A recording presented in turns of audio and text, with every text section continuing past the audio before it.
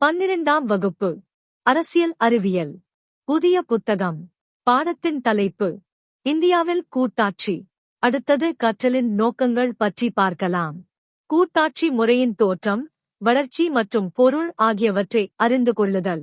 நமது அரசமைப்பின் கூட்டாட்சி மற்றும் ஒற்றையாட்சி தன்மைகளை அறிதலும், எவ்வாறு நமது அரசமைப்பு கூட்டாட்சி முறையை ஊக்குவிக்கின்றது என்பதை அறிந்து கொள்ளுதல். சட்டமன்றம், ஆட்சித்துறை, நிதித்துறைகளில் இந்திய அரசமைப்பில் காணப்படும் மத்திய மாநில உறவுகளை ஆய்வு செய்தல். இந்திய அரசமைப்பின் கூட்டுறவு கூட்டாட்சி முறையை அறிதல் மற்றும் மதிப்பீடு செய்தல். மத்திய மாநில உறவுகளில் காணப்படும் முக்கிய சிக்கல்களையும் கோரிக்கைகளையும் விவாதித்தல். மத்திய மாநில உறவுகள் குறித்து பல்வேறு குழுக்கள் வழங்கியுள்ள பரிந்துரைகளை அறிந்து கொள்ளுதல். மாநிலங்களிடையிலான நதிநீர் சிக்கல்களை தீர்ப்பதற்கு நமது அரசமைப்பு வழங்கியுள்ள வழிமுறைகளை மதிப்பீடு செய்தல். அடுத்தது கூட்டாட்சியின் பொருள் பற்றி பார்க்கலாம். ஒரு மத்திய அரசாங்கத்திற்கும் பல மாநில அரசாங்கங்களுக்கும் இடையில் அரசமைப்பால் வழங்கப்பட்டுள்ள பாதுகாக்கப்பட்டுள்ள அதிகாரப் பகிர்வை உடைய அரசியல் முறையை கூட்டாட்சி என்று அழைக்கிறோம். மாநில அரசாங்கங்கள் அரசமைப்பால் தோற்றுவிக்கப்பட்டால் மட்டுமே நாம் ஒரு அமைப்பை கூட்டாட்சி முறை என்று கூறலாம். ஒரு நாட்டின் பகுதிகள் இனம், மொழி, மதம் போன்ற காரணங்களால் பல வகை மக்களை பெற்றிருந்தால் கூட்டாட்சி முறை அரசாங்கம் பின்பற்றப்பட வேண்டும். வேற்றுமையில் ஒற்றுமை உருவாக்குவதற்கு கூட்டாட்சி முறை மக்களாட்சி நாடுகளில் பின்பற்றப்படுகிறது. அடுத்தது கூட்டாட்சி முறையின் பொருள் பற்றி பார்க்கலாம். அடுத்தது கூட்டாட்சியின் பரிணாமம் பற்றி பார்க்கலாம். உலக வரலாற்றில் முதல் கூட்டாட்சி அரசமைப்பாக அமெரிக்கா தோன்றியது. பின்னர் ஆஸ்திரேலியா, கனடா ஆகிய ஆங்கிலேய காலனிகளும் கூட்டாட்சி முறையை அமைத்துக் கொண்டன. 3 மொழிகளை பின்பற்றும் சுவிட்சர்லாந்து கூட்டாட்சி முறையை கொண்டு வந்தது. தற்போது உள்ள ஐரோப்பிய யூனியன் விருப்பத்தின் அடிப்படையில் அமைந்த கூட்டாட்சி முறைக்கு எடுத்துக்காட்டாகும். அடுத்தது இந்திய கூட்டாட்சி முறையும் வளர்ச்சியும் பற்றி பார்க்கலாம். இந்தியாவில் ஒழுங்குமுறை சட்டம் 1773 கூட்டாட்சி முறையின் தோற்றத்தை உருவாக்கியது. இந்திய தேசிய இயக்கம் இந்தியாவின் பன்முகத் தன்மையை உணர்ந்து கூட்டாட்சி முறையை ஆதரித்தது. இந்திய அரசாங்கச் சட்டம் 1919 இரட்டை ஆட்சியை அறிமுகம் செய்தது. 1935 இந்திய அரசாங்கச் சட்டம் மாநிலங்களுக்கு சுயாட்சியை வழங்கியது. நேரு குழுவின் அறிக்கையும் 1928 ஜவஹர்லால் நேருவின் கருத்துக்களும் கூட்டாட்சி அமைப்பை இந்தியாவிற்கு வலியுறுத்தின. அரசமைப்பின் 7வது அட்டவணை 3 பட்டியல்களை உருவாக்கி அதிகாரப் பகிர்வை மத்திய மாநில அரசாங்கங்களுக்கு வழங்குகின்றன. அடுத்தது இந்திய அரசமைப்பின் கூட்டாட்சி தன்மைகள் பற்றி பார்க்கலாம். அடுத்தது இந்திய அரசமைப்பு கீழ்க்கண்ட கூட்டாட்சி தன்மைகளை பெற்றுள்ளது பற்றி பார்க்கலாம். அடுத்தது 1. எழுதப்பட்ட அரசமைப்பு பற்றி பார்க்கலாம். கூட்டாட்சி முறைக்கு எழுதப்பட்ட அரசமைப்பு இன்றியமையாததாகும்.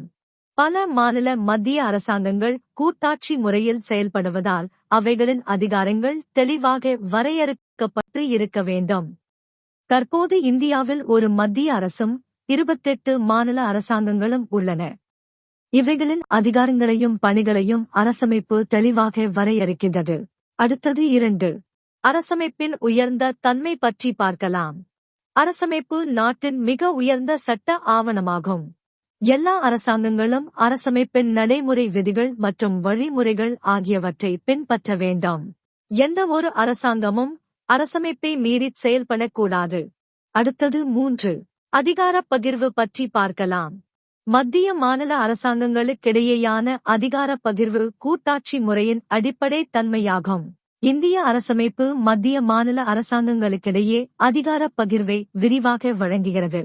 நமது நாட்டில் 3 பட்டியல் மூலமாக அதிகாரப் பகிர்வு வழங்கப்படுகிறது. ஆனால் அமெரிக்காவின் கூட்டாட்சி முறையில் ஒரு பட்டியல் மூலமாகத்தான் அதிகாரப் பகிர்வு எடுத்துரைக்கப்பட்டுள்ளது. அடுத்தது 4. ஈரவை நாடாளுமன்றம் பற்றி பார்க்கலாம். கூட்டாட்சி முறையில் ஈரவை நாடாளுமன்றம் காணப்படுகிறது. நாடாளுமன்றத்திற்கு 2 அவைகள் உள்ளன. இந்தியாவில் நாடாளுமன்றத்தில் மேலவை மாநிலங்களவை என அழைக்கப்படுகிறது. நாடாளுமன்றத்தின் கீழ் அவை மக்களவை என அழைக்கப்படுகிறது. மாநிலங்களவை மாநில பிரதிநிதிகளை கொண்டுள்ளது. மாநில உரிமைகளின் பாதுகாவலனாக அது கருதப்படுகிறது. உலகம் முழுவதும் நாடாளுமன்றத்தின் மேலவை மாநில உரிமைகளின் நலன்களின் பாதுகாவலனாக செயல்படுகிறது. அடுத்தது 5. நெகிழா அரசமைப்பு பற்றி பார்க்கலாம். அரசமைப்பின் கருத்துக்களை மாற்றுவதற்கு அரசியல் சாசன திருத்தச் சட்ட முறையோ அல்லது தனி அமைப்போ உள்ள அரசமைப்புகளுக்கு நெகிழா அரசமைப்பு முறை என்பது பெயராகும். சாதாரண சட்டம் இயற்றும் முறை மூலமாக அரசமைப்பில் மாற்றங்களை செய்ய இயலாது. இங்கு மாற்றங்களை கொண்டு வருவதற்கு அறுதி பெரும்பான்மையுடன் அரசமைப்பு திருத்தச் சட்டத்தை கொண்டு வர வேண்டும். நமது அரசமைப்பின் 20வது பகுதியின் 368 உறுப்பில் அரசமைப்பை மாற்றுவதற்கான சிறப்பு திருத்தச் சட்ட முறைகள் வழங்கப்பட்டுள்ளதால் அது நெகிழா அரசமைப்பு என அழைக்கப்படுகிறது. அடுத்தது 6. உச்சநீதிமன்றம் பற்றி பார்க்கலாம். இந்திய உச்சநீதிமன்றம் கூட்டாட்சி முறையின் நடுவனாகவும் அரசமைப்பின் பாதுகாவலனாகவும் விளங்குகின்றது. அரசமைப்பை விளக்கும் உரிமையை இது பெற்றுள்ளது. மத்திய மாநில உரிமைகளுக்கிடையே முரண்பாடுகள் அல்லது சிக்கல்கள் இருந்தால் உச்சநீதிமன்றம் தீர்த்து வைக்கின்றது. உச்சநீதிமன்றத்திடம் தனிப்பட்ட அதிகாரம் உள்ளது.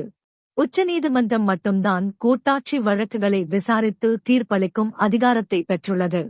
மத்திய அரசாங்கத்திற்கும் மாநில அரசாங்கங்களுக்கிடையிலும் அல்லது வெவ்வேறு மாநில அரசாங்கங்களுக்கிடையிலும் சிக்கல்கள் இருந்தால் உச்சநீதிமன்றம் மட்டுமே தீர்த்து வைக்கும்.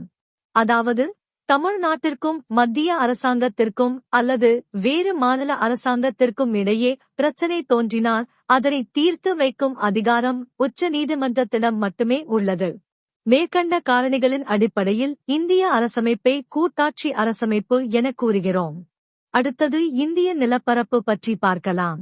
இந்திய ஒன்றியம் என்ற கருத்து இந்திய நிலப்பரப்பு என்பதிலிருந்து வேறுபட்டதாகும்.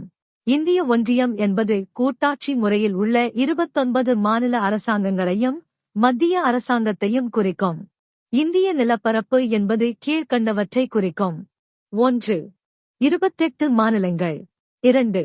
9 மத்திய அரசின் ஆளுகைக்கு உட்பட்ட பகுதிகள். 3. பெறப்பட்ட பகுதிகள். சுதந்திரத்திற்கு பின் இந்திய அரசாங்கத்தினால் முயன்று பெறப்பட்ட பகுதிகள் பாண்டிச்சேரி, டாமன் டையூ பகுதிகள் இந்திய அரசால் முயன்று பெறப்பட்டன. அவைகள் ஆளுகைக்கு உட்பட்ட பகுதிகள் ஆவதற்கு முன்னால் பெறப்பட்ட பகுதிகள் என அழைக்கப்பட்டன. அடுத்தது இந்திய அரசமைப்பின் ஒற்றையாட்சி தன்மைகள் பற்றி பார்க்கலாம். அமெரிக்காவில் உள்ள பாரம்பரிய கூட்டாட்சி முறையிலிருந்து இந்திய கூட்டாட்சி முறை மிகவும் வேறுபடுகிறது. அடுத்தது 1. ஒற்றை அரசமைப்பு பற்றி பார்க்கலாம். மத்திய மற்றும் மாநில அரசாங்கங்களுக்கு ஒரே ஒரு அரசமைப்பு தான் உள்ளது. தேசிய அரசமைப்பே மாநிலங்களின் தேவைகளை பூர்த்தி செய்கிறது. மாநிலங்களுக்கென்று தனி அரசமைப்பு கிடையாது. ஆனால் பாரம்பரிய கூட்டாட்சி நாடான அமெரிக்காவில் மாநிலங்கள் தங்களுக்கான அரசமைப்பை பெற்றுள்ளன. அடுத்தது 2. ஒற்றை குடியுரிமை பற்றி பார்க்கலாம். நமது நாட்டில் இந்திய குடியுரிமை மட்டுமே உள்ளது. மாநிலங்களுக்கென்று தனி குடியுரிமை கிடையாது. ஆனால் அமெரிக்காவில் தேசிய குடியுரிமை மட்டுமல்லாது மாநில குடியுரிமையும் காணப்படுகிறது. அடுத்தது 3. நெகிழும் அரசமைப்பு பற்றி பார்க்கலாம். சாதாரண சட்டம் இயற்றும் முறை மூலமாக அரசமைப்பின் பகுதிகளை மாற்ற முடிந்தால் அந்த அரசமைப்பிற்கு நெகிழும் அரசமைப்பு என்பது பெயராகும். இங்கு அரசமைப்பில் மாற்றங்களை கொண்டு வருவதற்கு சிறப்பு அரசமைப்பு திருத்தச் சட்டங்கள் தேவையில்லை. அடுத்தது 4. மாநிலங்களுக்கு வாழ்வுரிமை இல்லை பற்றி பார்க்கலாம். நமது அரசமைப்பு மாநிலங்களுக்கு பெயர் உரிமை மற்றும் வாழ்வுரிமையை வழங்கவில்லை. நாடாளுமன்றம் சாதாரண சட்டங்கள் மூலமாக மாநிலங்களின் பெயர்களையும் நிலப்பரப்புகளையும் மாற்றி அமைக்க முடியும். அரசமைப்பின் 3வது மற்றும் 4வது உறுப்புகள் மாநிலங்களை மாற்றவும் புதிய மாநிலங்களை உருவாக்கவும் வழிமுறையை வழங்குகின்றன. குடியரசுத் தலைவர் சம்பந்தப்பட்ட மாநிலத்திற்கு தகவலை அனுப்புவார். அந்த மாநிலத்தின் பெயரையோ நிலப்பரப்பையும் மாற்றுகிறோம் என தகவல் அனுப்புவார். அந்த மாநில சட்டமன்றத்தின் கருத்தை அனுப்புமாறு கூறுவார். ஆனால் மாநில சட்டமன்றத்தின் கருத்து அவரை கட்டுப்படுத்தாது. ஒரு சாதாரண சட்ட முன்வரைவு நாடாளுமன்றத்தின் மக்களவையிலோ மாநிலங்களவையிலோ குடியரசுத் தலைவரின் பரிந்துரையின்படி அறிமுகப்படுத்தப்படும். நாடாளுமன்றத்தில் விவாதிக்கப்பட்ட பின் அந்த சட்ட முன்வரைவு சாதாரண சட்டமாக அறுதி பெரும்பான்மை ஆதரவுடன் நிறைவேற்றப்படும். இவ்வாறு மாநிலங்களின் பெயர், நிலப்பரப்பு ஆகியவை மாற்றப்படுகின்றன. அடுத்தது செயல்பாடு பற்றி பார்க்கலாம். அடுத்தது முன்பு சிக்கிம் இந்தியாவுடன் ஒரு இணை மாநிலம் என்றழைக்கப்பட்டது என்பது உங்களுக்கு தெரியுமா? பற்றி பார்க்கலாம். அடுத்தது 5. கூட்டாட்சிக்கு எதிரான மாநிலங்களவை பற்றி பார்க்கலாம். பொதுவாக நாடாளுமன்றத்தின் மேலவை மாநில உரிமைகளின் பாதுகாவலனாக பணியாற்றுகின்றது. இந்தியில் ராஜ்ய சபா என்றால் தமிழில் மாநிலங்களவை என்பது பொருளாகும். மாநிலங்களவை மாநிலங்களின் பிரதிநிதிகளால் உருவாக்கப்படுகிறது. மாநில உரிமைகளின் பாதுகாவலனாக பணிபுரிகிறது. ஆனால் 3 முக்கிய தளங்களில் மாநில உரிமைகளுக்கு எதிராக மாநிலங்களவை செயல்படுகிறது. மாநிலங்களவையின் அமைப்பு முறையில் சமத்துவம் பின்பற்றப்படவில்லை. இடங்கள் மாநிலங்களின் மக்கள் தொகைக்கு ஏற்றவாறு வழங்கப்பட்டிருக்கின்றன. மிகப்பெரிய மாநிலமாகிய உத்தரப்பிரதேசத்திற்கு 31 இடங்கள் மாநிலங்களவையில் உள்ளன. ஆனால் நாகாலாந்து போன்ற சிறிய மாநிலங்களுக்கு ஓரிடம் மட்டுமே வழங்கப்பட்டுள்ளது. பாரம்பரிய கூட்டாட்சி நாடாகிய அமெரிக்காவில் ஒவ்வொரு மாநிலத்திற்கும் 2 இடங்கள் மட்டுமே வழங்கப்பட்டுள்ளன. சிறிய மாநிலங்கள் பெரிய மாநிலங்கள் என்ற வேறுபாடு கிடையாது. அடுத்தது தமிழ்நாட்டிற்கு 18 இடங்கள் மாநிலங்களவையில் உள்ளன. பற்றி பார்க்கலாம். அரசமைப்பின் 249வது உறுப்பின்படி ஒரு அதிகாரத்தை மாநில பட்டியலிலிருந்து மத்திய பட்டியலுக்கு மாநிலங்களவையால் மாற்ற முடியும். தேசிய நலன் கருதி மாநிலங்களவை இம்மாற்றத்தை செய்யலாம். வருகை தந்த உறுப்பினர்களில் 2 பங்கு பெரும்பான்மை மற்றும் மொத்த உறுப்பினர்களின் பெரும்பான்மை ஆதரவு முறையின்படி மாநிலங்களவை ஒரு தீர்மானத்தை இயற்றினால் மாநில அதிகாரத்தை மத்திய பட்டியலுக்கு 1 வருட காலத்திற்கு மாற்றலாம். தேவைப்பட்டால் மீண்டும் மாற்றத்தை நீட்டிக்கலாம். அரசமைப்பின் 312வது உறுப்பின் கீழ் 2 பங்கு பெரும்பான்மை மற்றும் மொத்த உறுப்பினர்களின் அறுதி பெரும்பான்மை ஆதரவுடன் புதிய அனைத்து இந்திய பணிகளை உருவாக்கும் அதிகாரத்தை மாநிலங்களவை பெற்றிருக்கின்றது. அனைத்து இந்திய பணிகள் மத்திய அரசாங்கத்தின் ஆதிக்கத்தை உருவாக்குகின்றன என்று மாநிலங்கள் குற்றம் சாட்டுகின்றன. இந்திய ஆட்சிப் பணி IAS, இந்திய காவல் பணி IBS, இந்திய வனப்பணி IFS ஆகியவை முக்கிய அனைத்து இந்திய பணிகளாகும். மாநில உரிமைகளை பாதிக்கக்கூடிய அனைத்து இந்திய பணிகளை உருவாக்கும் அதிகாரத்தை மாநிலங்களவை பெற்றிருப்பதை பல மாநிலங்கள் எதிர்க்கின்றன. அடுத்தது 6. சமமற்ற அதிகாரப் பகிர்வு பற்றி பார்க்கலாம். நமது அரசமைப்பு சமமற்ற அதிகாரப் பகிர்வை உருவாக்கியுள்ளது என மாநிலங்கள் குற்றம் சுமத்துகின்றன. மத்திய அரசிற்கு சாதகமாகவும் மாநிலங்களுக்கு எதிராகவும் அதிகாரப் பகிர்வு உள்ளதாக பல மாநிலங்கள் கூறுகின்றன. மத்திய அரசாங்கம் மாநிலங்களை விட எண்ணிக்கையில் அதிக அதிகாரங்களை பெற்றுள்ளது. முக்கியமான அதிகாரங்களும் மத்திய அரசிடமே உள்ளன. அதிக வருமானத்தை ஈட்டித்தரும் அதிகாரங்களும் மத்திய அரசிடமே உள்ளன. எண்ணிக்கை, முக்கியத்துவம், வருமானம் ஆகிய காரணிகளில் மாநிலங்கள் பலவீனமான நிலையில் உள்ளன. நிதி ஆதாரத்திற்கு மத்திய அரசையே மாநிலங்கள் சார்ந்துள்ளன. பொது பட்டியல் அதிகாரங்களில் மத்திய அரசு சொல்வதை மாநில அரசாங்கங்கள் கேட்க வேண்டிய நிலை உள்ளது. பட்டியலில் இல்லாத இதர அதிகாரங்கள் நமது அரசமைப்பில் மத்திய அரசாங்கத்திடம் வழங்கப்பட்டுள்ளன. ஆனால் பாரம்பரிய கூட்டாட்சி நாடான அமெரிக்காவில் இதர அதிகாரங்கள் மாநிலங்களிடம் வழங்கப்பட்டுள்ளன. அடுத்தது 7. அவசர காலங்கள் பற்றி பார்க்கலாம். நமது அரசமைப்பின் 18வது பகுதியில் உறுப்புகள் 352 முதல் 360 வரை 3 விதமான அவசர காலங்கள் விவரிக்கப்பட்டுள்ளன. உறுப்பு 352 இன் படி போர், அந்நிய ஆக்கிரமிப்பு, ஆயுதமேந்திய கிளர்ச்சி போன்றவைகள் இந்தியாவின் ஒற்றுமையை பாதித்தால் குடியரசுத் தலைவர் தேசிய அவசர காலத்தை பிறப்பிக்கலாம். உறுப்பு 356 இன் படி எந்த ஒரு மாநிலத்திலும் அரசியல் சாசன அமைப்பு முறை பாழ்படுத்தப்பட்டால் குடியரசுத் தலைவர் மாநில அரசை நீக்கிவிட்டு அவசர காலத்தை கொண்டு வரலாம். 360 இன் படி நாட்டின் நிதி நிலைமை மோசமடைந்தால் குடியரசுத் தலைவர் நிதி அவசர காலத்தை பிறப்பிக்கலாம்.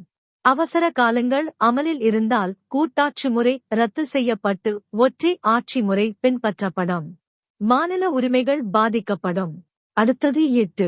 ஒருங்கிணைந்த நீதித்துறை பற்றி பார்க்கலாம். இந்திய நீதித்துறை ஒருங்கிணைந்த துறையாக உள்ளது. உச்ச நீதிமன்றத்தின் கீழ் உயர் நீதிமன்றம் மற்றும் கீழமை நீதிமன்றங்கள் இயங்குகின்றன. ஒருங்கிணைந்த படிநிலை அமைப்பு அடிப்படையில் நீதித்துறை உள்ளது. ஆனால் அமெரிக்காவில் நீதித்துறையிலும் கூட்டாட்சி முறை பின்பற்றப்படுகிறது. அடுத்தது 9. தேர்தல் ஆணையம் பற்றி பார்க்கலாம். தேசிய தேர்தல் ஆணையம் நாடாளுமன்ற தேர்தலையும் மாநில சட்டமன்ற தேர்தலையும் நடத்துகின்றது. மாநில சட்டமன்றத்திற்கான தேர்தல்களை நடத்துவதற்கு தனி தேர்தல் ஆணையம் கிடையாது. தேர்தல் முதன்மை அதிகாரி தேசிய தேர்தல் ஆணையம் தலைமையின் கீழ் செயல்படுவார். பாரம்பரிய கூட்டாட்சி நாடுகளில் மத்திய தேர்தலை தேசிய தேர்தல் ஆணையம் நடத்துகின்றது. ஆனால் நமது அரசமைப்பு ஒருங்கிணைந்த தேர்தல் ஆணையத்தை உருவாக்கியுள்ளது. அடுத்தது மாநில தேர்தல் ஆணையம் பற்றி பார்க்கலாம். சென்னையில் உள்ள மாநில தேர்தல் ஆணையம் கூட்டாட்சி முறையின் அங்கம் இல்லை. அவ்வாணையம் 73வது 74வது அரசியல் சாசன திருத்தச் சட்டங்கள் அடிப்படையில் சுயாட்சி அமைப்புகளுக்கு, பஞ்சாயத்து, நகராட்சி அமைப்புகள் தேர்தலை நடத்துகின்றது. அடுத்தது 10. ஒருங்கிணைந்த தணிக்கை பற்றி பார்க்கலாம். இந்திய அரசமைப்பு மத்திய மாநில அரசாங்கங்களுக்கு ஒருங்கிணைந்த தணிக்கை முறையையும் அமைப்பையும் உருவாக்கியுள்ளது.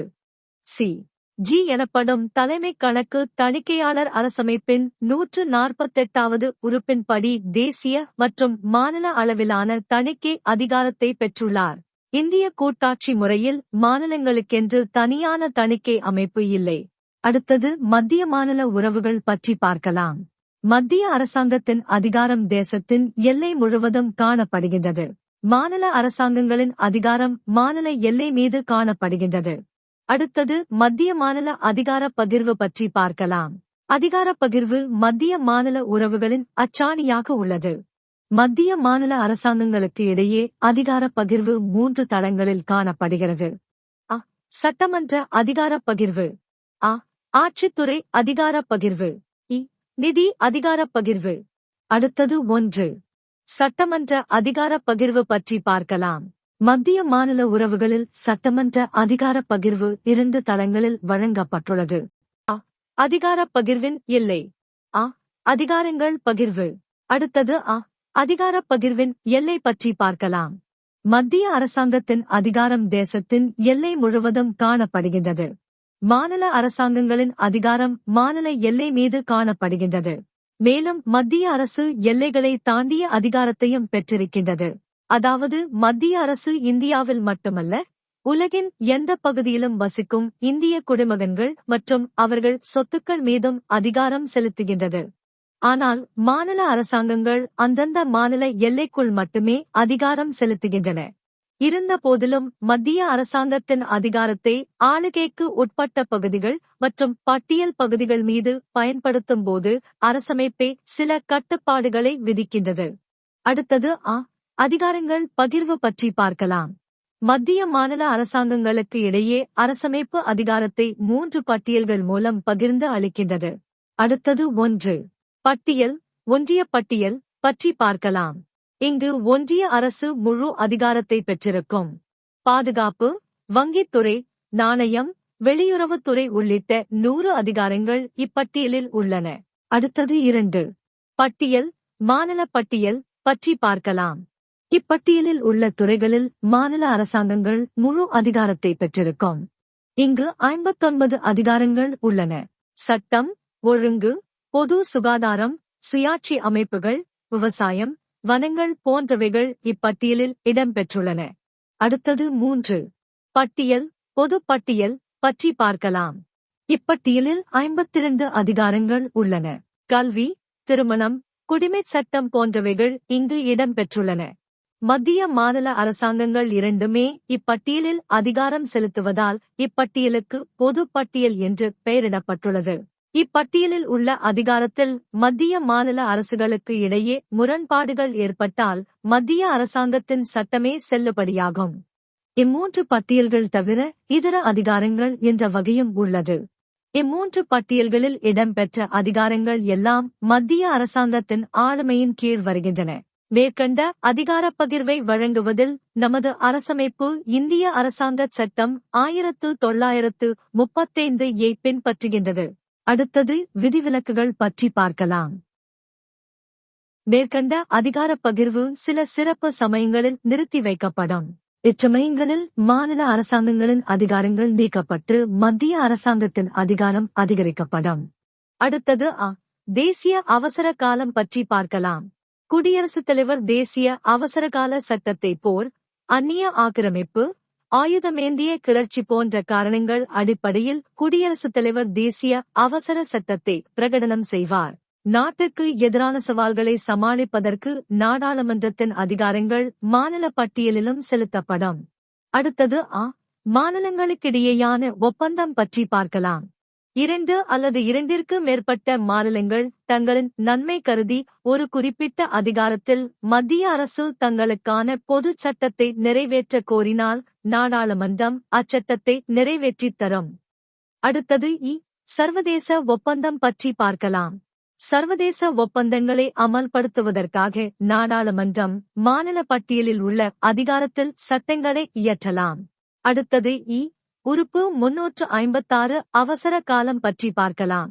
அரசமைப்பின் 356 உறுப்பின்படி அவசர காலத்தை ஒரு மாநிலத்தில் பிறப்பித்தால் குடியரசுத் தலைவர் அந்த மாநிலத்திற்கான சட்டங்களை நாடாளுமன்றம் இயற்றலாம் என அதிகாரம் வழங்குவார். அடுத்தது 2 ஆட்சித்துறை அதிகார பகிர்வு பற்றி பார்க்கலாம். நமது அரசமைப்பு மத்திய மாநில அரசாங்கங்கள் இடையே நிர்வாக அதிகாரங்களை பகிர்கின்றது. ஏற்கனவே விவரிக்கப்பட்ட சட்டமன்ற அதிகார பகிர்வை பிரதிபலிக்கும் வகையில் ஆட்சித்துறை அதிகார பகிர்வு அமைந்துள்ளது. மத்திய அரசாங்கம் முதலாவது பட்டியலில் உள்ள விஷயங்கள் மீது ஆட்சித்துறை அதிகாரத்தை பெற்றிருக்கின்றது. 2வது பட்டியலில் உள்ள விஷயங்கள் மீது மாநில அரசாங்கங்கள் அதிகாரத்தை பெற்றுள்ளன. 3வது பட்டியலான பொது பட்டியலின் நிர்வாக அதிகாரத்தை மாநிலங்கள் பெற்றிருக்கும். ஆனால் தேவைப்பட்டால் மத்திய அரசாங்கம் மாநில அரசாங்கங்களுக்கு கட்டளைகளை பிறப்பிக்கும். மாநில அரசாங்கங்கள் மத்திய அரசாங்கம் வழங்கும் கட்டளைகளை கண்டிப்பாக இங்கு நிறைவேற்ற வேண்டும். நமது கூட்டாட்சி முறையில் மத்திய மாநில அரசாங்கங்கள் இடையே பணி ஒப்படைப்பு முறை காணப்படுகின்றது. மத்திய அரசாங்கம் மாநில ஆளுநரின் இசைவுடன் தனது நிர்வாக பணிகளை நிறைவேற்றுமாறு மாநில அரசாங்கத்திடம் ஒப்படைக்கலாம். மாநில அரசாங்கம் குடியரசுத் தலைவரின் ஆதரவுடன் தனது நிர்வாக பணிகளை மத்திய அரசிடம் ஒப்படைக்கலாம். மத்திய அரசு மாநில ஆளுநரின் இசைவு இல்லாமல் நாடாளுமன்றத்தின் அனுமதியுடன் தனது நிர்வாக கடமைகளை நிறைவேற்றுமாறு மாநில அரசாங்கத்திடம் ஒப்படைக்கலாம். அடுத்தது 3 நிதி அதிகார பகிர்வு பற்றி பார்க்கலாம். கூட்டாட்சி முறையின் வெற்றிக்கு நிதி அதிகார பகிர்வு மிகவும் முக்கியமானதாகும். இந்திய அரசமைப்பு மத்திய மாநில அரசாங்கங்கள் இடையே நிதி அதிகார பகிர்வை விரிவாக வழங்குகின்றது. இப்பகிர்வானது இந்திய அரசாங்க சட்டம் 1935 பெரிய அளவில் பிரதிபலிக்கின்றது. 2 வகையான வருமானங்கள் நிதி பகிர்வில் காணப்படுகின்றன. வரி வருமான பகிர்வு, இதர வருமான பகிர்வு. அடுத்தது வரி வருமான பகிர்வு பற்றி பார்க்கலாம். மத்திய மாநில நிதி பகிர்வில் வரி வருமான பகிர்வு 5 வகைகளில் தீர்மானிக்கப்பட்டுள்ளது. 1 சுங்கவரி போன்றவைகள் முற்றிலும் மத்திய அரசாங்கத்திற்கு ஒதுக்கப்பட்டுள்ளன. 2 விற்பனை வரி போன்ற வரிகள் முற்றிலும் மாநில அரசாங்கத்திற்கு ஒதுக்கப்பட்டுள்ளன. 3 சில வரிகளை மத்திய அரசாங்கம் விதிக்கின்றது. மாநில அரசாங்கங்கள் அவ்வரிகளை வசூலித்து பயன்படுத்திக் கொள்கின்றன. முத்திரை வரி, கலால் வரி கூறலாம். 4 சில வரிகளை மத்திய அரசாங்கம் விதித்து வசூலிக்கிறது. ஆனால் அந்த வருமானம் மாநிலங்களுக்கு வழங்கப்படுகின்றன. எடுத்துக்காட்டாக செய்தித்தாள்களில் வரும் விளம்பரங்கள் மீதான வரி. 5 சில வரிகள் மத்திய அரசால் விதிக்கப்பட்டு வசூலிக்கப்பட்டு மாநிலங்களிடையே பகிர்ந்தளிக்கப்படுகின்றன. எடுத்துக்காட்டாக விவசாய வருமானம் தவிர்த்த பிற வருமானங்கள் மீதான வரி. அடுத்தது இதர வருமான பகிர்வு பற்றி பார்க்கலாம். வரி தவிர இதர வருமான வழிகள் மத்திய மாநிலங்களுக்கு அரசமைப்பால் வழங்கப்பட்டுள்ளன. மத்திய அரசாங்கம் தனக்கான வணிக மற்றும் தொழில் நிறுவனங்களை நடத்தி வருமானத்தை ஈட்டலாம். எடுத்துக்காட்டாக தொழில் நிதி நிறுவனம், ரயில்வே துறை, ஒளிபரப்பு, அஞ்சல் துறை போன்றவற்றை நாம் கூறலாம். மாநில அரசாங்கங்கள் தங்களுக்கென ஒதுக்கப்பட்ட வணிக தொழில் நிறுவனங்கள் மூலமாக வருமானத்தை ஈட்டிக் கொள்ளலாம். மின்சாரம், நீர்ப்பாசனம், வனங்கள், தரைவழி போக்குவரத்து போன்ற துறைகளில் மாநில அரசாங்கங்கள் வருமானத்தை ஈட்டலாம். அடுத்தது நிதிக்குழு பற்றி பார்க்கலாம். ஒவ்வொரு 5 ஆண்டிற்கும் குடியரசுத் தலைவர் ஒரு நிதிக்குழுவை அமைப்பார். அரசமைப்பின் 280வது உறுப்பு குழுவின் அமைப்பை விவரிக்கின்றது. நிதிக்குழு ஒரு தலைவரையும் 4 உறுப்பினர்களையும் பெற்றிருக்கும். நிதிக்குழுவின் தலைவர் பொது விவகாரங்களில் அனுபவம் பெற்றவராக இருப்பார். நிதிக்குழுவின் 3 உறுப்பினர்கள் நிதி நிர்வாகம், பொருளாதாரம், பொது கணக்குகள் மற்றும் அரசு நிதித்துறை ஆகியவற்றில் நிபுணத்துவம் பெற்றிருப்பார்கள். நிதிக்குழுவின் 4வது உறுப்பினர் உயர் நீதிமன்ற நீதிபதியாக தகுதி பெற்றவர். அடுத்தது நிதிக்குழு அரசிற்கு பரிந்துரைகளை கீழ்க்கண்டவாறு வழங்கும் பற்றி பார்க்கலாம். 1. வருமானத்தை மத்திய மாநில அரசுகளுக்கிடையே பகிர்தல். 2. உதவி மானியம் வழங்கப்படும் வழிமுறைகள். 3. பஞ்சாயத்து அமைப்புகளின் நிதி ஆதாரங்களை வலுப்படுத்தும் நோக்குடன் இந்தியாவின் தொகுப்பு நிதி அதிகரிப்பதற்கான பரிந்துரைகள். 4. நகராட்சி அமைப்புகளின் நிதி ஆதாரங்களை வலுப்படுத்தும் நோக்குடன் இந்தியாவின் தொகுப்பு நிதி அதிகரிப்பதற்கான பரிந்துரைகள். 5. குடியரசுத் தலைவரால் நிதி சம்பந்தப்பட்ட விஷயத்தில் கோரப்படும் பரிந்துரைகள். இதுவரை 14 நிதிக்குழுக்கள் இந்தியாவில் குடியரசுத் தலைவரால் அமைக்கப்பட்டுள்ளன.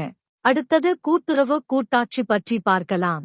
அமெரிக்காவின் புகழ்பெற்ற அரசமைப்பு நிபுணரான கிரான்வில் ஆஸ்டின் இந்திய கூட்டாட்சியை கூட்டுறவு கூட்டாட்சி என வர்ணித்தார். மத்திய மாநில அரசாங்கங்கள் இடையே பரஸ்பர ஒத்துழைப்பை உருவாக்கும் நோக்கத்தில் இந்திய கூட்டாட்சி வடிவமைக்கப்பட்டுள்ளது. அமெரிக்கா போன்ற கூட்டாட்சி நாடுகளில் கூட்டுறவு கொள்கை அமல்படுத்தப்படுகிறது. அரையளவு கூட்டாட்சி கொள்கை கொண்ட நமது அரசமைப்பில் மாநிலங்கள் மத்திய அரசிற்கு ஒத்துழைப்பை நல்க வேண்டும். குடியரசுத் தலைவர் பெற்றிருக்கும் அவசர கால அதிகாரங்களும் அரசமைப்பின் சில பகுதிகளும் மாநில அரசாங்கங்கள் மத்திய அரசுடன் கூட்டுறவு உணர்வுடன் செயல்பட வைக்கின்றன. அடுத்தது கூட்டுறவு கூட்டாட்சி பற்றி பார்க்கலாம். இந்திய அரசியலில் பல்வேறு பகுதிகள், அமைப்புகள் மற்றும் நிறுவனங்கள் கூட்டுறவு கூட்டாட்சியின் விழுதுகளாக உள்ளன. அவைகளை 3 வகைகளாக வகைப்படுத்தலாம். அ. அரசமைப்பு நிறுவனங்கள். அ. சட்ட அமைப்புகள். இ. அரசமைப்புகள். அடுத்தது அ. அரசமைப்பு பகுதிகள் பற்றி பார்க்கலாம். அரசமைப்பே பல்வேறு அமைப்புகளை உருவாக்கி கூட்டுறவு கூட்டாட்சி முறையை ஆதரிக்கின்றது. அடுத்தது 1. மாநிலங்களுக்கிடையேயான குழு பற்றி பார்க்கலாம். அரசமைப்பில் 263 உறுப்பு குடியரசுத் தலைவர் பொது நலனுக்காக மாநிலங்களுக்கிடையேயான குழுவை உருவாக்கலாம் என்று கூறுகின்றது. 3 பணிகளை இக்குழு பெற்றிருக்கின்றது. மாநிலங்களுக்கிடையேயான சிக்கல்களை ஆராய்ந்து ஆலோசனை வழங்குவது, மத்திய மாநில அரசாங்கங்களுக்கிடையிலான பொதுவான விஷயங்களை விவாதிப்பது, ஒரு குறிப்பிட்ட விஷயத்தில் மாநிலங்களுக்கிடையேயான ஒத்துழைப்பை அதிகரிப்பதற்கு பரிந்துரைகளை வழங்குதல். மாநிலங்களுக்கிடையேயான ஒத்துழைப்பை அதிகரிப்பதற்கு பல குழுக்கள் இதுவரை உருவாக்கப்பட்டுள்ளன. ஏ. க. மத்திய சுகாதாரக் குழு, போக்குவரத்து வளர்ச்சி மன்றம், தல சுயாட்சி மத்திய குழு போன்றவைகள் எடுத்துக்காட்டுகளாகும். சர்க்காரியா குழுவின் பரிந்துரைப்படி 1990களில் கூட்டாட்சி முறையில் உள்ள அரசாங்கங்கள் இடையே எல்லா துறைகளிலும் பரஸ்பர ஒத்துழைப்பை அதிகரிப்பதற்காக மாநிலங்களுக்கிடையேயான குழு தோற்றுவிக்கப்பட்டது. பிரதமர் இக்குழுவின் தலைவராக இருக்கின்றார். எல்லா மாநிலங்களின் முதல்வர்களும், ஒன்றிய ஆளுகைக்குட்பட்ட முதல்வர்களும், 6 ஒன்றிய அமைச்சரவை குழுக்களும், ஒன்றிய ஆளுகைக்குட்பட்ட பகுதிகளின் நிர்வாகத் தலைவர்களும், குடியரசுத் தலைவர் ஆட்சியில் இருக்கும் மாநிலங்களின் ஆளுநர்களும் இக்குழுவில் உறுப்பினர்களாக இருக்கின்றனர். மாநிலங்கள் இடையில் பரஸ்பர ஒத்துழைப்பை அதிகரிக்க மத்திய உள்துறை அமைச்சர் தலைமையில் ஒரு நிலைக்குழுவும் உருவாக்கப்பட்டது. இக்குழுவில் மத்திய உள்துறை அமைச்சர் தவிர 5 மத்திய அமைச்சர்கள் குழு, 9 மாநில முதல்வர்களும் உறுப்பினர்களாக இருப்பார்கள். அடுத்தது அ. சட்ட அமைப்புகள் பற்றி பார்க்கலாம். நாடாளுமன்றத்தின் சட்டங்களால் உருவாக்கப்பட்ட பல அமைப்புகளும் கூட்டுறவு கூட்டாட்சியை வலுப்படுத்துகின்றன. அடுத்தது 1. மண்டல குழுக்கள் பற்றி பார்க்கலாம். மண்டல குழுக்கள் மாநிலங்கள் மறுசீரமைப்பு குழு 1956 சட்டத்தின் மூலம் தோற்றுவிக்கப்பட்டன. மொழிவாரியான மாநிலங்கள் உருவானபோது மண்டல குழுக்களும் உருவாயின. சுதந்திர இந்தியாவின் முதல் பிரதமரான ஜவஹர்லால் நேரு மண்டல குழுக்களின் நோக்கம் கூட்டுறவு கூட்டாட்சி வழக்கத்தை வளர்ப்பது என்றார். ஆரம்பத்தில் 5 மண்டல குழுக்கள் தோற்றுவிக்கப்பட்டன. 1971ஆம் ஆண்டு வடகிழக்கு மாநிலங்களுக்காக சிறப்பு மண்டல குழு உருவாக்கப்பட்டது. தற்பொழுது 6 மண்டல குழுக்கள் இயங்குகின்றன. 1. வடக்கு மண்டல குழு. 2. தெற்கு மண்டல குழு. 3. கிழக்கு மண்டல குழு. 4. மேற்கு மண்டல குழு. 5. மத்திய மண்டல குழு. 6. வடகிழக்கு மண்டல குழு. மத்திய உள்துறை அமைச்சர் எல்லா மண்டல குழுக்களின் பொது தலைவராக உள்ளார்.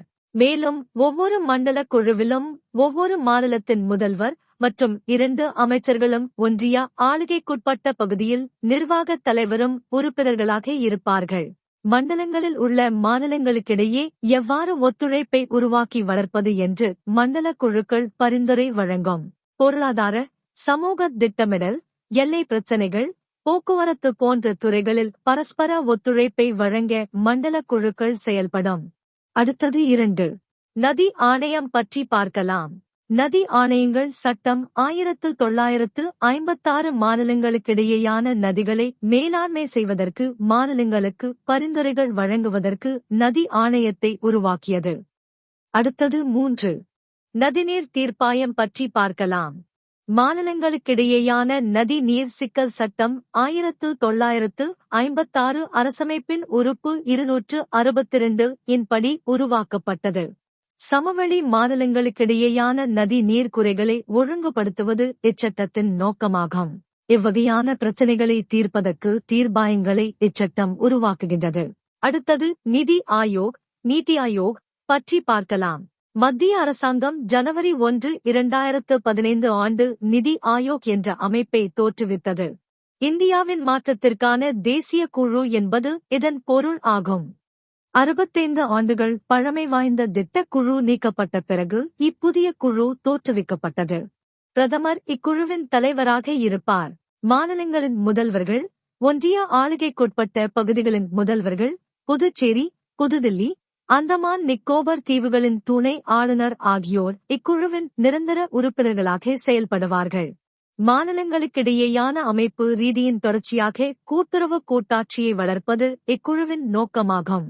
உறுதியான மாநிலங்கள், உறுதியான தேசத்தை உருவாக்குவது இக்குழுவின் எண்ணமாகும்.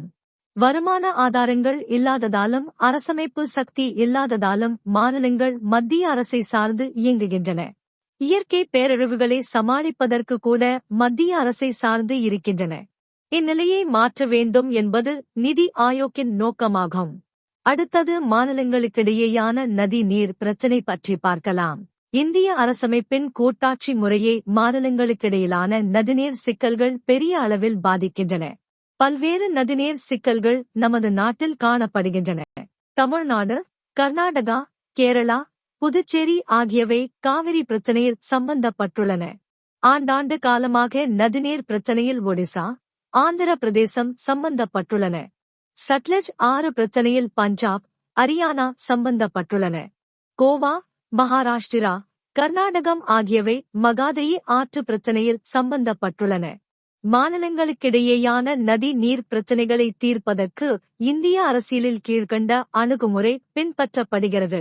அடுத்தது 1. அரசமைப்பும் மாநிலங்களுக்கிடையேயான நதி நீர் சிக்கல்களும் பற்றி பார்க்கலாம். அரசமைப்பின் 262 இன் உறுப்பு மாநிலங்களுக்கிடையேயான நதி நீர் பிரச்சனைகள் தீர்ப்பதற்கு வழிமுறையை வழங்குகின்றது. இவ்வகையான பிரச்சனைகளில் உச்சநீதிமன்றத்தின் அதிகார வரம்பில் இருந்து நாடாளுமன்றம் விலக்கி வைக்கலாம். நாடாளுமன்றம் நதி நீர் பிரச்சனைகள் சம்பந்தமாக ஒரு சட்டத்தை இயற்றலாம். நதி நீர் பிரச்சனை பல இலட்சம் மக்களின் வாழ்வாதாரத்தை பாதிக்கின்றது. நீதிமன்றங்கள் தீர்ப்பை வழங்கினால் மக்களிடையே கசப்புணர்வும் பிளவும் அதிகரிக்கலாம். ஆகவே சுமூகமான பேச்சுவார்த்தை மூலமாக நதிநீர் பிரச்சனைகளை நாம் தீர்க்க வேண்டும் என்பது அரசமைப்பின் உறுப்பு 262 இன் நோக்கமாகும். அடுத்தது 2. மாநிலங்களுக்கிடையேயான நதி நீர் சிக்கல்கள் சட்டம் 1956 பற்றி பார்க்கலாம். மாநிலங்களுக்கிடையேயான நதி நீர் சிக்கல்கள் சட்டம் 1956 நாடாளுமன்றத்தால் உருவாக்கப்பட்டது. நதி நீர் பிரச்சனையை தீர்ப்பதற்கு மத்திய அரசாங்கம் தீர்ப்பாயங்களை அமைக்கலாம் என்று இச்சட்டம் வழிவகுக்கின்றது. நதி நீர் பிரச்சனைகள் பேச்சுவார்த்தைகள் மூலமாக தீர்க்கப்பட வேண்டும். பேச்சுவார்த்தை முயற்சிகள் தோல்வி அடைந்தால் சம்பந்தப்பட்ட மாநிலங்கள் மத்திய அரசாங்கத்தை நாடலாம். மத்திய அரசாங்கம் குறிப்பிட்ட நதிநீர் பிரச்சனையை தீர்ப்பதற்கு ஒரு தீர்ப்பாயத்தை அமைக்கும்.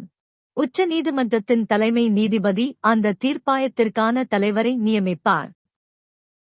ஆரம்பத்தில் தீர்ப்பாயம் அல்லது நடுவர் மன்றம் ஒரே ஒரு உறுப்பினரை தான் கொண்டிருந்தன. பின்னர் நடுவர் மன்றங்கள் ஒன்றுக்கு மேற்பட்ட உறுப்பினர்களை பெறுவதற்கு சட்டம் மாற்றப்பட்டது.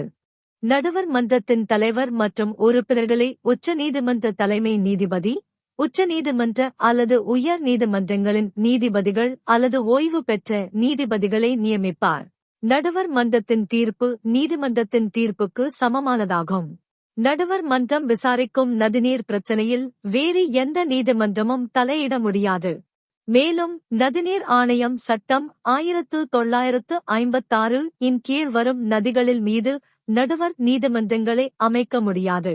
சுருக்கமாக கூற வேண்டுமென்றால், நமது நாட்டில் மாநிலங்களுக்கிடையேயான நதிநீர் சிக்கல்கள் அணுகுமுறையில் 2 தன்மைகள் காணப்படுகின்றன. பேச்சுவார்த்தைகள் மூலமாக இப்பிரச்சினைகளை தீர்க்க வேண்டும். பேச்சுவார்த்தைகள் தோல்வியடைந்தால் நடுவர் நீதிமன்றம் அமைத்து தீர்வை காண வேண்டும். மாணவர்: ஐயா, காவிரி நதி நீர் பிரச்சனையை விவரிக்க முடியுமா? ஆசிரியர்: காவிரி நதி நீர் சிக்கல் தமிழ்நாடு, கர்நாடகா, கேரளா, புதுச்சேரி ஆளுகைக்குட்பட்ட பகுதி ஆகிய 4 மாநிலங்களுக்கிடையேயான பிரச்சனையாகும். மாணவர்: இப்பிரச்சனையின் வரலாற்று பின்னணி என்ன? ஆசிரியர்: இப்பிரச்சனை நீண்ட வரலாற்று பின்னணி உடையதாகும். மெட்ராஸ் மாகாணமும் மைசூர் அரசும் 1924ஆம் ஆண்டு காவிரி நதி நீரை பயன்படுத்த ஒரு ஒப்பந்தம் கையெழுத்திட்டன. 50 ஆண்டுகள் கழித்து 1974ஆம் ஆண்டு இவ்வொப்பந்தம் காலாவதியானது. மாணவர்: ஐயா, சம்பந்தப்பட்ட மாநிலங்கள் 1974ஆம் ஆண்டிற்கு பின் பேச்சுவார்த்தையில் ஈடுபட்டனவா? ஆசிரியர்: ஆம், சம்பந்தப்பட்ட மாநிலங்கள் பல சுற்று பேச்சுவார்த்தைகளை நடத்தின. ஆனால் எந்தவொரு தீர்வும் எட்டப்படவில்லை. நாம் ஏற்கனவே படித்தது போல நதி நீர் சிக்கல்கள் சட்டம் 1956 இன் படி காவிரி நதி நீர் நடுவர் மன்றம் 1991ஆம் ஆண்டு மத்திய அரசால் அமைக்கப்பட்டது. மாணவர்: நடுவர் மன்றம் தீர்ப்பை வழங்கிவிட்டதா? தீர்ப்பின் முக்கிய தன்மைகள் என்ன? ஆசிரியர்: நடுவர் மன்றம் தீர்ப்பை 2007ஆம் ஆண்டு வழங்கிவிட்டது. மாதந்தோறும் கர்நாடகம் பிலிகுண்டலு என்ற எல்லைப் பகுதியில் தமிழ்நாட்டிற்கு குறிப்பிட்ட அளவு நீரை வழங்க வேண்டும். காவிரி நதியில் இருந்து சம்பந்தப்பட்ட மாநிலங்களுக்கு தண்ணீரை குறிப்பிட்ட அளவில் நடுவர் மன்றம் பங்கீடு செய்தது. மழை இல்லா வருடங்களில், துன்ப காலங்களில் எவ்வாறு நீர் பங்கீடு இருக்க வேண்டும் என்பதையும் நடுவர் மன்றம் தனது தீர்ப்பில் விவரித்துள்ளது. மாணவர்: காவிரி மேலாண்மை வாரியம் என்றால் என்ன? ஆசிரியர்: காவிரி நடுவர் மன்றம் தனது தீர்ப்பை அமல்படுத்துவதற்கு காவிரி மேலாண்மை வாரியத்தை உருவாக்க வேண்டும் என்று கூறியது. மாணவர்: காவிரி மேலாண்மை வாரியம் அமைக்கப்பட்டுள்ளதா? ஆசிரியர்: பல ஆண்டுகள் வழக்கு நடந்த பிறகு உச்சநீதிமன்றம் தனது இறுதி தீர்ப்பை வெளியிட்டுள்ளது. காவிரி மேலாண்மை ஆணையமும் காவிரி நீர் ஒழுங்குபடுத்தும் குழுவும் உருவாக்கப்பட்டுள்ளது. உச்சநீதிமன்ற தீர்ப்பின்படி தமிழ்நாடு 177.25 டி.சி. தண்ணீரை கர்நாடகத்திடமிருந்து எல்லைப் பகுதியில் பெறும். மொத்த காவிரி நீரில் தமிழ்நாடு 404.25 டி. கர்நாடகம் 284.25 T. Kerala 30 T. Puducherry 7 T. என்று உச்சநீதிமன்றம் நீர் பங்கீடு செய்துள்ளது. இந்திய கூட்டாட்சியில் பிரச்சனைகளும் தேவைகளும் பற்றி பார்க்கலாம். கூட்டாட்சி முறையில் காணப்படும் பல்வேறு சிக்கல்கள் மத்திய மாநில உறவுகளை பாதிக்கின்றன. அடுத்தது ஆளுநரின் நியமனம் மற்றும் பணி பற்றி பார்க்கலாம். மத்திய அரசாங்கத்தின் முகவராக ஆளுநர் மாநிலத்தில் செயல்படுவதை மாநில அரசாங்கங்கள் எதிர்க்கின்றன. ராஜமன்னார் குழு மாநில ஆளுநர்கள் கூட்டாட்சி முறைக்கு எதிராக இருப்பதாக விமர்சித்தது. தமிழகத்தின் முன்னாள் முதல்வர் அண்ணாதுரை அவர்கள் காலத்தில் இருந்து ஆளுநர்களின் அதிகாரங்களை குறைக்க வேண்டும் என்ற கருத்து வலியுறுத்தப்பட்டு வந்தது. மாநில கட்சி அரசியலில் தீவிரமாக இயங்கும் தலைவர்களை மாநில ஆளுநராக நியமிக்க கூடாது என கூறுகின்றன. ஆளுநர்களின் நியமனத்தில் மாநில அரசாங்கங்களையும் கலந்தாலோசிக்கப்பட வேண்டும் என்று மாநில கட்சிகள் வலியுறுத்துகின்றன. இந்தியாவின் முன்னேற்றத்திற்கு பாடுபட்ட மிகச்சிறந்த அறிஞர்களை, சேவையாளர்களை ஆளுநர்களாக நியமிக்க வேண்டுமென கோரப்படுகிறது. எதிர்க்கட்சிகள் ஆளும் மாநிலங்களில் ஆளுநர்களின் செயல்பாடுகள் அதிருப்தியை உருவாக்கியுள்ளன. மாநிலங்களில் ஆளும் கட்சி உடைந்து போனாலோ அல்லது தொங்கு சட்டமன்றம் உருவானாலோ ஆளுநர்களின் முடிவுகள் சர்ச்சைகளை உருவாக்குகின்றன. அடுத்தது செயல்பாடு பற்றி பார்க்கலாம். அடுத்தது மாநில அரசியலில் ஆளுநர்களின் பங்கை பற்றி ஒரு திட்ட அறிக்கை தயார் செய்யவும் பற்றி பார்க்கலாம். அடுத்தது கல்வி பற்றி பார்க்கலாம். ஆரம்ப காலத்தில் கல்வி இரண்டாவது பட்டியலான மாநில பட்டியலில்தான் இடம்பெற்றிருந்தது. 1976ஆம் ஆண்டு நாடாளுமன்றம் 42வது அரசியல் சாசன திருத்தச் சட்டத்தின் மூலம் கல்வியை 3வது பட்டியலான பொது பட்டியலுக்கு மாற்றியது. மாநில அரசுகளின் தனிப்பட்ட அதிகாரம் மத்திய மாநில அரசாங்கங்களுக்கு பொதுவானதாக மாற்றப்பட்டது. பொது பட்டியலில் தற்போது கல்வி இருப்பதால் மத்திய மாநில அரசாங்கங்களுக்கு இடையே முரண்பாடுகள் தோன்றினால் மத்திய அரசின் அதிகாரமே செல்லுபடி ஆகும். ஆகவே தமிழ்நாடு உள்ளிட்ட பல மாநிலங்கள் கல்வியை மீண்டும் மாநில பட்டியலுக்கு மாற்ற வேண்டும் என கூறுகின்றன. அடுத்தது மாநில சட்ட முன்வரைவுகளை குடியரசுத் தலைவரின் கவனத்திற்கு தேக்கி வைத்தல் பற்றி பார்க்கலாம். மாநிலங்கள் நிறைவேற்றும் சட்ட முன்வரைவுகளை ஆளுநர்கள் குடியரசுத் தலைவரின் கவனத்திற்கு கொண்டு செல்லலாம். மாநிலத்தின் நிதி சட்ட முன்வரைவுகளை ஆளுநர்கள் தேக்கி வைத்தால் குடியரசுத் தலைவர் அவைகளை நிராகரிக்கலாம் அல்லது அவைகளுக்கு தனது இசைவை தெரிவித்தது அவைகளை சட்டமாக்கலாம். மாநிலத்தின் சாதாரண சட்ட முன்வரைவுகள் ஆளுநர்களால் தேக்கி வைக்கப்பட்டால் குடியரசுத் தலைவர் அந்த முன்வரைவுகளை திரும்பவும் விவாதிக்குமாறு மாநில சட்டமன்றத்திற்கே அனுப்பி வைக்கலாம். மறுபரிசீலனை செய்து மீண்டும் அந்த முன்வரைவுகளை மாநில சட்டமன்றம் அனுப்பினாலும் குடியரசுத் தலைவர் முன்வரைவை நிராகரிக்கலாம். நமது நாட்டின் ஒற்றுமையை காப்பதற்காக அரசமைப்பு இவ்வழிமுறைகளை உருவாக்கியுள்ளது. ஆனால் பல மாநில அரசாங்கங்கள் இவ்வழிமுறை மீது அதிருப்தி தெரிவித்துள்ளன. அரசியல் காரணத்திற்காக ஆளுநர்கள் இப்பிரிவை தவறாக பயன்படுத்துவதாக குற்றம் சுமத்துகின்றன. எதிர்க்கட்சிகள் ஆளும் மாநில அரசாங்கங்களுக்கு எதிராக ஆளுநர்கள் இவ்விவகாரத்தை பயன்படுத்துவதாக கூறுகின்றனர். அடுத்தது உறுப்பு 356 தவறாக பயன்படுத்தப்பட்டால் பற்றி பார்க்கலாம். அரசமைப்பின் 18வது பகுதியில் 356 உறுப்பு ஒரு மாநிலத்தில் அரசமைப்பு ஆட்சி முறை சீர்குலைந்து விட்டால் குடியரசுத் தலைவர் அவசர காலத்தை அமல்படுத்தலாம் என்று கூறுகின்றது. ஆளுநரின் அறிக்கையின் அடிப்படையிலோ அல்லது ஆளுநரின் அறிக்கை இல்லாமலோ குடியரசுத் தலைவர் உறுப்பு 356 அமல்படுத்தலாம். நமது நாட்டின் ஒற்றுமையை பாதுகாப்பதற்காக இப்பிரிவை அரசமைப்பு உருவாக்கியுள்ளது.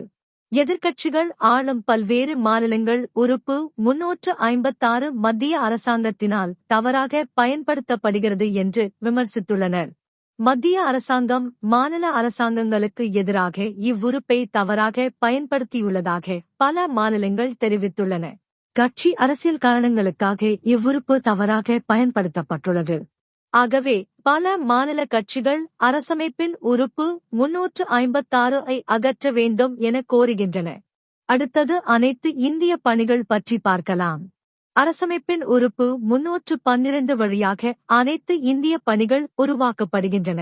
இப்பணிகளின் அதிகாரிகள் மத்திய அரசாங்கத்தினால் தேர்வு செய்யப்படுகின்றனர். மாநிலங்களுக்கு மத்திய அரசினால் இவ்வதிகாரிகள் அனுப்பி வைக்கப்படுகின்றனர். மாநில அரசாங்கங்கள் அனைத்து இந்திய பணி அதிகாரிகளை இடமாற்றம் செய்யலாம். ஆனால் மத்திய அரசாங்கம் மட்டுமே அனைத்து இந்திய பணி அதிகாரிகளை பதவியில் இருந்து நீக்க முடியும். ஆகவே இவ்வதிகாரிகள் மத்திய அரசின் கட்டுப்பாட்டில் உள்ளனர். மாநில அரசாங்கங்களின் மீது மத்திய அரசு இவ்வதிகாரிகள் மூலம் ஆதிக்கம் செலுத்துவதாக குற்றம் சாட்டப்படுகிறது. தமிழ்நாடு அரசாங்கம் அமைத்த இராஜமன்னார் குழு அனைத்து இந்திய பணிகளை அகற்ற வேண்டும் என பரிந்துரைத்தது. மத்திய மாநில உறவுகளை பற்றி இதுவரையில் பல்வேறு குழுக்கள் பரிந்துரைகளை வழங்கியுள்ளன. அடுத்தது மத்திய மாநில உறவுகளுக்கான குழுக்கள் பற்றி பார்க்கலாம். மத்திய மாநில உறவுகளை பற்றி இதுவரையில் பல்வேறு குழுக்கள் பரிந்துரைகளை வழங்கியுள்ளன. அடுத்தது 1. நிர்வாகச் சீர்திருத்தங்கள் குழு பற்றி பார்க்கலாம்.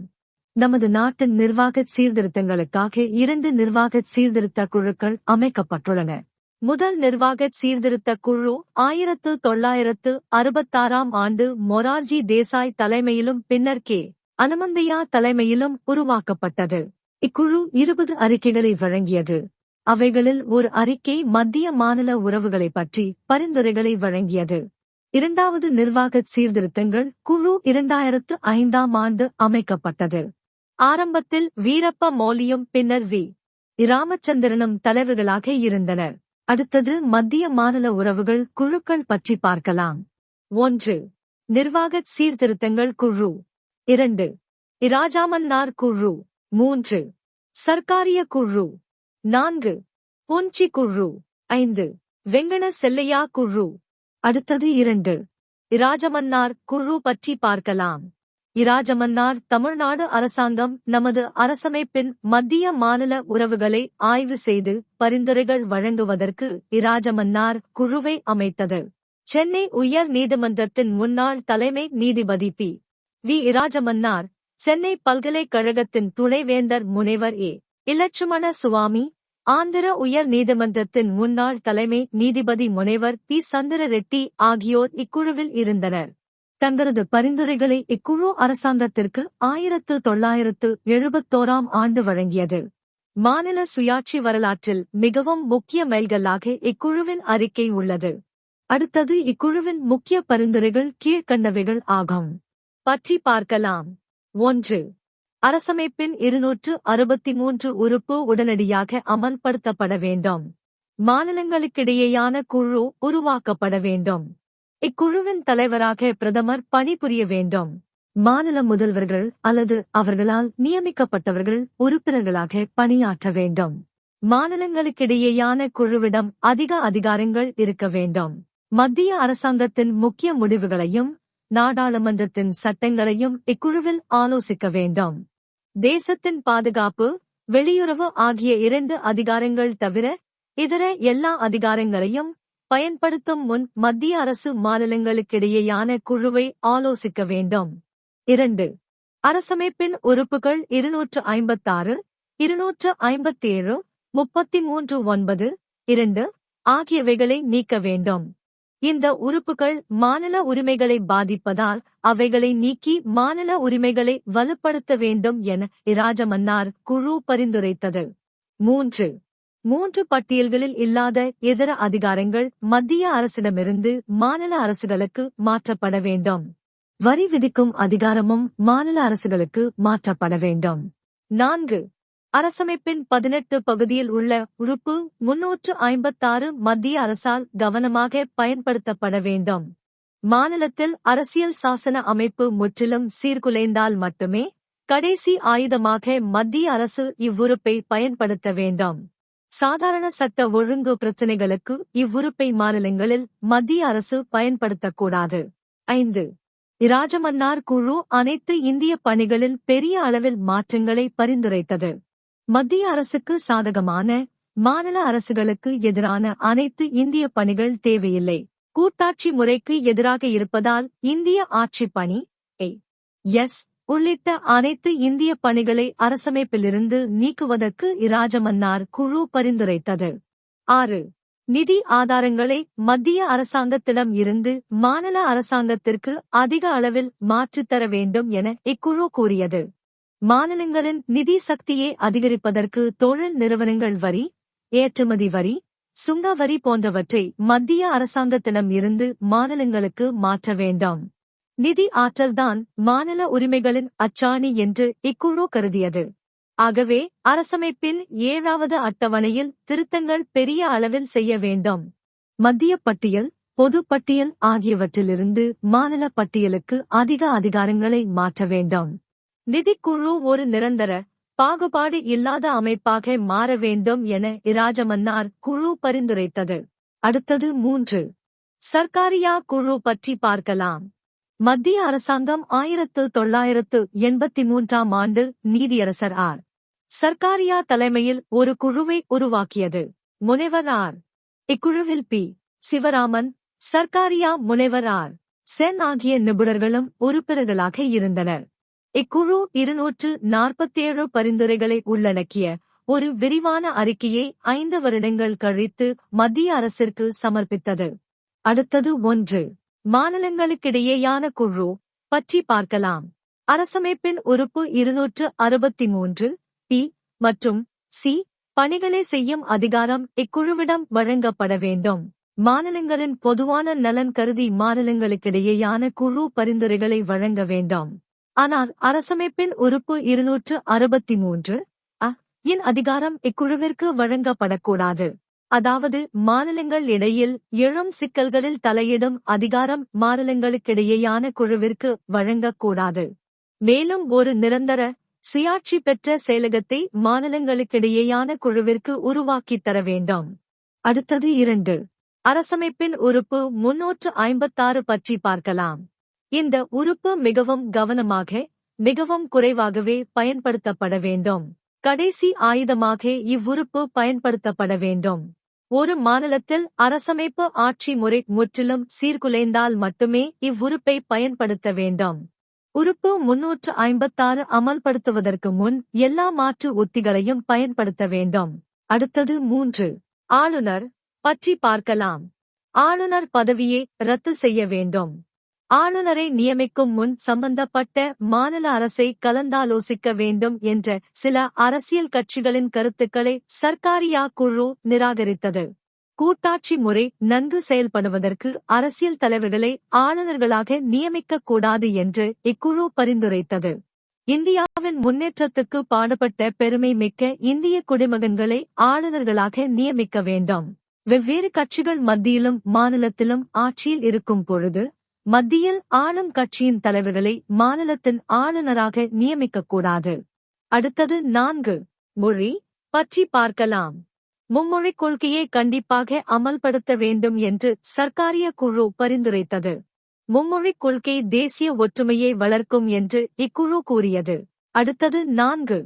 பொன்சி குழு பற்றி பார்க்கலாம். மத்திய அரசாங்கம் 2007ஆம் ஆண்டு உச்ச நீதிமன்றத்தின் முன்னாள் தலைமை நீதிபதி மதன் மோகன் பொன்சி தலைமையில் ஒரு புதிய குழுவை அமைத்தது. இக்குழுவில் 3 நிபுணர்களும் ஒரு செயலரும் இருந்தார். இக்குழு 2010ஆம் ஆண்டு தனது பரிந்துரைகளை மத்திய அரசுக்கு வழங்கியது. மாநில ஆளுநர்கள் குறிப்பிட்ட பதவிக்காலத்திற்கு நியமிக்கப்பட வேண்டும். குடியரசுத் தலைவரை பதவி நீக்கம் செய்யும் முறை போல மாநில ஆளுநர்களும் நாடாளுமன்றத்தின் பதவி நீக்க தீர்மானம் மூலம் மட்டுமே பதவியில் இருந்து நீக்கப்பட வேண்டும். ஒரு மாநிலத்தில் கிளர்ச்சியில் பாதிக்கப்பட்ட மாவட்டங்கள் அல்லது பகுதிகளில் மட்டுமே குடியரசுத் தலைவர் ஆட்சியை அமல்படுத்தலாம். மாநிலம் முழுவதும் குடியரசுத் தலைவர் ஆட்சியை அமல்படுத்த வேண்டிய அவசியமில்லை. இதற்காக அரசமைப்பின் உறுப்புகள் 355, 356 ஆகியவற்றில் மாற்றம் செய்ய வேண்டும். மதக் கலவரங்களால் பாதிக்கப்பட்ட பகுதிகளில் மாநில அரசாங்கத்தின் ஒப்புதல் பெறாமலே மத்திய அரசு தனது காவல் படைகளை அனுப்பி அமைதியை நிலைநாட்டலாம். அடுத்தது செயல்பாடு பற்றி பார்க்கலாம். முன்னேற்றத்திற்காக பெரிய மாநிலங்களை உடைத்து சிறிய மாநிலங்களை உருவாக்க வேண்டும் என்ற தலைப்பில் வகுப்பில் குழு விவாதத்தை நடத்த வேண்டும். எஸ். பொம்மை வழக்கு உச்ச நீதிமன்ற தீர்ப்பு. நிகழ் ஆய்வு.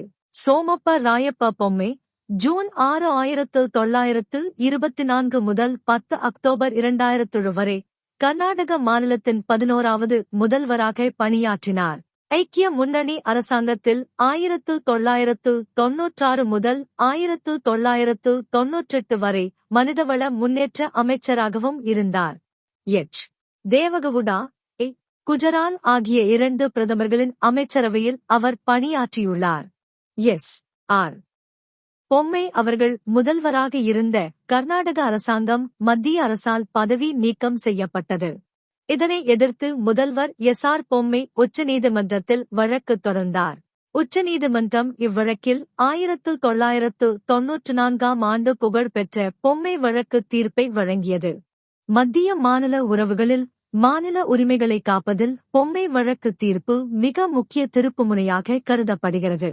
மத்திய அரசாங்கம் தன்னிச்சையான முறையில் அரசமைப்பிற்கு எதிராக மாநில அரசாங்கங்களை பதவி நீக்கம் செய்யக்கூடாது என்பது இத்தீர்ப்பின் மையக் கருத்தாகும். அரசியலமைப்பின் 356வது உறுப்பை கவனத்துடன் கடைசி ஆயுதமாக மத்திய அரசாங்கம் பயன்படுத்த வேண்டும். அரசியல் சாசன ஆட்சி சீரழிந்தால் மட்டுமே இவ்வுறுப்பை மத்திய அரசு பயன்படுத்த வேண்டும். எடுத்துக்காட்டாக சட்டப்பேரவை தேர்தலுக்கு பின் எந்த ஒரு கட்சிக்கும் கூட்டணிக்கும் பெரும்பான்மை ஆதரவு கிடைக்கவில்லை. மத்திய அரசாங்கத்தின் கட்டளைகளை மாநில அரசாங்கம் மதிக்கவில்லை போன்ற காரணங்களுக்கு மாநில அரசாங்கத்தை மத்திய அரசு பதவி நீக்கம் செய்யலாம். சாதாரண காரணங்களுக்காக மத்திய அரசு 356வது உறுப்பை பயன்படுத்தக்கூடாது. எடுத்துக்காட்டாக மாநிலத்தில் சட்டம் ஒழுங்கு சரியில்லை. நாடாளுமன்ற தேர்தலில் மாநிலத்தில் ஆளும் கட்சி தோற்றுவிட்டது. மாநிலத்தில் அரசியல் சாசன ஆட்சி முறை சீரழிந்து விட்டது என்ற ஆளுநரின் அறிக்கை நாடாளுமன்றத்தில் சமர்ப்பிக்கப்பட வேண்டும். மாநிலத்தில் நிலவும் அசாதாரணமான சூழ்நிலையை ஆளுநரின் அறிக்கை தெளிவாக விவரிக்க வேண்டும். மாநிலத்தின் சட்டப்பேரவை கலைக்கப்படுவதற்கு முன் குடியரசுத் தலைவர் ஆட்சிக்கு நாடாளுமன்றத்தின் இரு அவைகளிலும் ஒப்புதல் வழங்கப்பட்டு இருக்க வேண்டும்.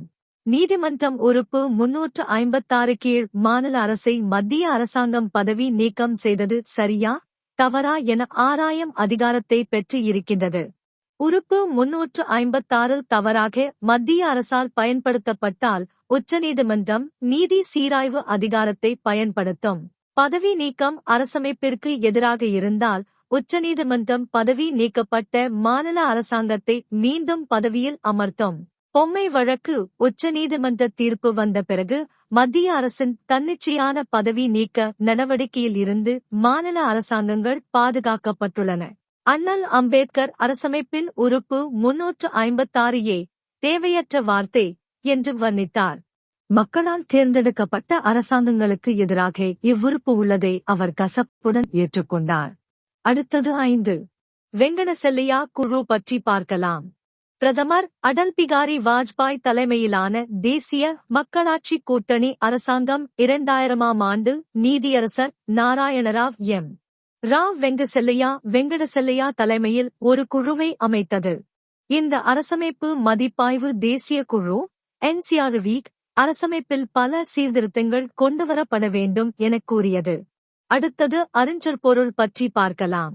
கூட்டாட்சி அரசமைப்பு வழியாக மத்திய மாநில அரசாங்கங்கள் இடையே அதிகாரப் பகிர்வை வழங்கியிருக்கும் அரசியல் முறைக்கு கூட்டாட்சி என்று பெயராகும்.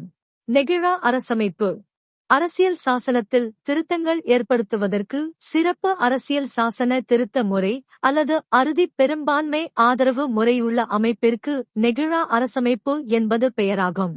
அரசமைப்பை எளிதில் சாதாரண சட்டங்கள் மூலம் மாற்ற முடியாது.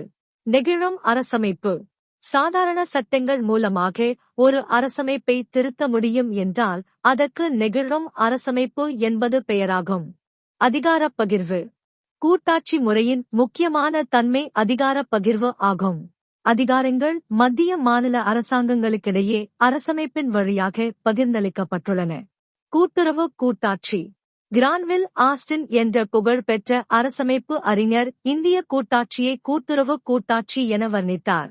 மத்திய மாநில அரசாங்கங்கள் இடையே கூட்டுறவு காணப்படுகின்றது. ஒன்றிய பட்டியல் அரசமைப்பின் 7வது அட்டவணையில் உள்ள முதலாவது பட்டியல் ஒன்றிய யூனியன் பட்டியல் என்று அழைக்கப்படுகிறது. மத்திய அரசாங்க அதிகாரங்கள் இப்பட்டியலில் உள்ளன. மாநில பட்டியல் 2வது பட்டியலில் அரசமைப்பின் 7வது அட்டவணையில் மாநில அரசுக்கு மட்டும் பொருந்தக்கூடிய துறைகளை கொண்டுள்ளது. பொது பட்டியல் அரசமைப்பின் 7வது அட்டவணையில் உள்ள 3வது பட்டியல் பொது பட்டியல் ஆகும். மத்திய மாநில அரசாங்கங்களுக்கு பொதுவாக உள்ள அதிகாரங்கள் இப்பட்டியலில் இடம்பெற்றுள்ளன. மத்திய மாநில அரசுகள் இடையே பொதுப்பட்டியலில் உள்ள அதிகாரத்தில் முரண்பாடுகள் ஏற்பட்டால் மத்திய அரசாங்கத்தின் அதிகாரமே செல்லும்.